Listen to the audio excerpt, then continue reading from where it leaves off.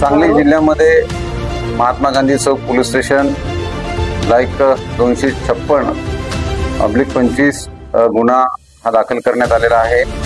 ज्यामध्ये कलम 178, 179, 180 आणि 181 भारतीय न्याय संहिता याखाली तो गुन्हा दाखल आहे। ज्यामध्ये 500 आणि 200 रुपयाच्या बनावट नोटा बनवण्यात आलेल्या आहेत।